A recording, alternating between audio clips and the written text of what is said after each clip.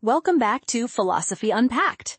Today, we're diving into a really poetic but complex chapter from Nietzsche's Thus Spoke Zarathustra called Immaculate Perception. That title alone sounds very intriguing. What exactly does Nietzsche mean by immaculate perception? It's his critical term for a specific way of viewing the world, a detached, passive observation. And to explain it, he starts with a fantastic metaphor involving the moon. The moon? That's an interesting starting point. How does he use the moon to build his argument against this kind of perception? He begins by describing the moon rising, looking so broad and teeming with life that he imagined it was pregnant and about to give birth to a son. So he's setting up this image of the moon as something fertile and full of potential, something that looks like it's about to create. Exactly, but he immediately flips that image on its head. He calls the moon a liar, saying its pregnancy is a sham and it's actually sterile. So it's all about appearances. The moon looks creative and life-giving, but in reality, it's empty and produces nothing on its own. Precisely. He then compares the moon to a jealous monk or a cat, sneaking over the rooftops at night, filled with a bad conscience. A jealous monk? What is it jealous of? That's such a specific and strong image to use here. It's jealous of the earth and all the real joys of lovers down below. It can only watch from a distance, full of desire, but unable to participate. So the moon represents someone who is a voyeur of life, wanting what they see, but remaining separate and passive. Yes, and he criticizes its silent, sneaky movement. He believes an honest person's steps make noise, announcing their presence, unlike a cat or the moon. So that silence and stealth are a form of dishonesty for him. It's about hiding your true self and your true intentions from the world. This whole moon metaphor is his way of introducing his real target, the people he calls sentimental dissemblers, or the pure discerners. And these are the people who practice this immaculate perception, right? They are the human equivalent of the moon. That's it exactly. He claims they are just like the moon because they pretend to be pure and detached, but secretly they are covetous and full of desire. So there's a huge internal conflict happening.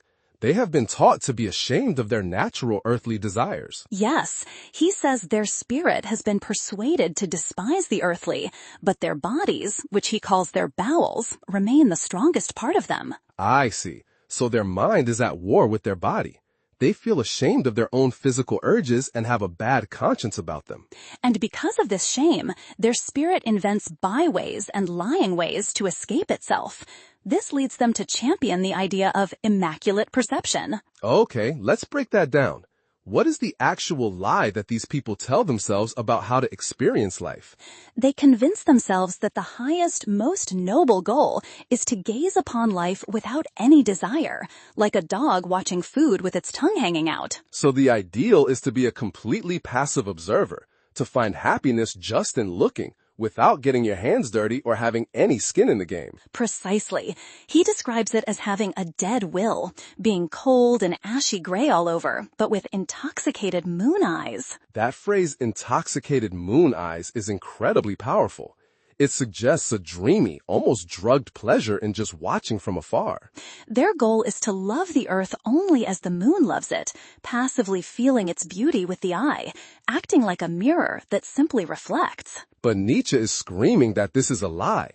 He's saying they do have desires, but they lack the innocence or courage to act on them. Right. And because they are ashamed of their own desires, they end up slandering desire itself, calling it base or impure to justify their inaction. So it's a very elaborate philosophical excuse for their own cowardice and their inability to truly engage with the world.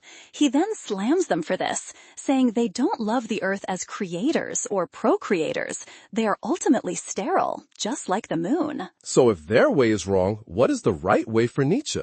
Where can we find true innocence and beauty in the world? He says true innocence is found where there is a will to procreation, that powerful internal drive to create something beyond yourself. And that doesn't just mean having children, does it?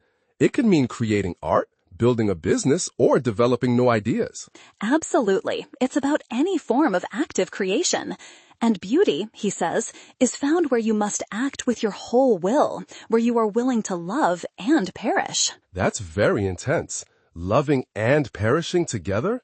It means that a true, deep engagement with life requires total commitment and involves real risk. It's a direct challenge to the people he calls cowards, who just want to be safe spectators.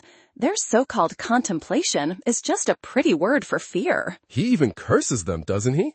He says they'll be sterile forever, never bringing anything new into the world. Yes, it's a curse of sterility. He says even if they lie on the horizon, looking full and pregnant, they will never give birth to anything real. He really doesn't hold back. He accuses them of using noble words to hide foul thoughts, lies, and secrets. His fundamental message to them, and to us, is to dare only to believe in yourselves and in your inward parts. Basically, be honest about who you are and what you want. He says that anyone who doesn't believe in themselves is constantly lying. To counter the moon, he then introduces his ideal metaphor, the sun. He announces that the moon's fake love affair with the earth is over at dawn. So the sun arrives to represent a completely different, more authentic way of loving life. Exactly. The sun is glowing, impatient, and full of active love for the earth. This is what he calls solar love, defined by innocence and creative desire. How is this solar love different in practice? What does the sun do that the moon doesn't? The sun doesn't just look, it acts. He says it passionately wants to suck from the sea, to drink its depths and pull the water up to its own height. So it's a transformative force. It doesn't just reflect the world. It actively engages with it and changes it, elevating it. Precisely. And it's a two-way relationship.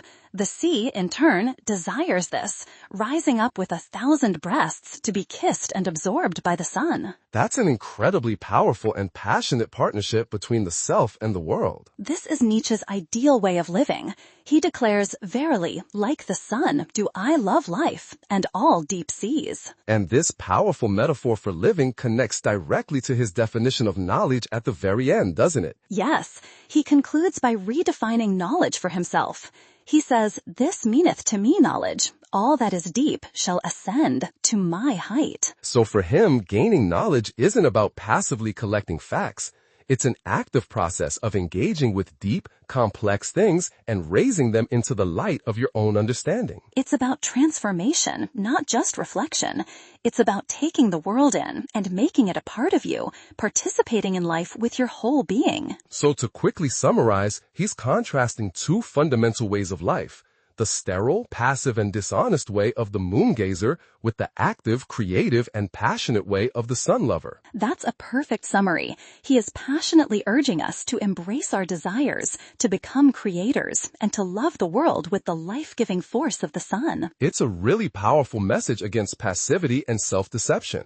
It's about being brutally honest with yourself and engaging fully with your life. It truly is. It's a profound call to embrace the earthly, the passionate, and the creative will that exists inside all of us, rather than being ashamed of it. This definitely makes you stop and think about your own approach to life, whether you're more of a spectator or an active participant. Absolutely fascinating. I feel like I understand the difference between just looking at life and actually living it in a much deeper way now.